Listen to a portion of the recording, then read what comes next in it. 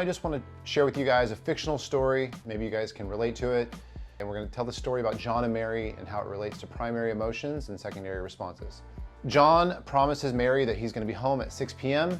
because they have plans. And he doesn't show up until 8 o'clock. And of course, Mary is really upset. John doesn't call, doesn't say he's going to be late, doesn't let her know. He just walks through the door at 8 p.m. And Mary is so angry, but John doesn't understand because he forgot he made the commitment that he would be home at 6. So he gets home at 8 and he sees how angry she is. And he thinks, what is going on? And just the sight of seeing her anger makes him feel really anxious. They end up getting into this really horrible conflict. They spend the night in separate rooms. In this fictional story, it's really easy to see how primary emotions and secondary emotions are at work. Mary, what happens to her on a primary emotional level? So she is looking forward to seeing him. 6 o'clock comes around, he's not there. So the first thing that she's probably gonna feel is she's probably gonna get her feelings hurt. She's probably gonna feel unimportant. She's gonna feel rejected, forgotten about. So those are all primary feelings, okay? So she's gonna feel all that pain, but she's gonna have a really hard time articulating that pain. So she's gonna go above that line into that angry space. Now she's really angry.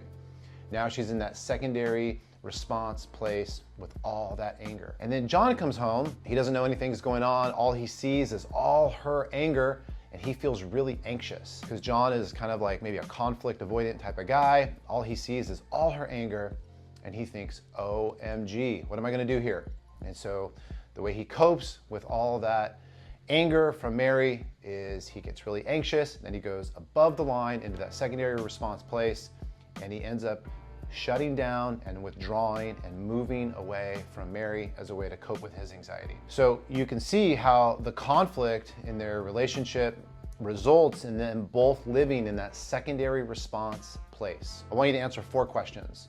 The first question is, what is your predominant secondary response to relationship conflict? I want you to think about also, what is the answer to that question for your partner?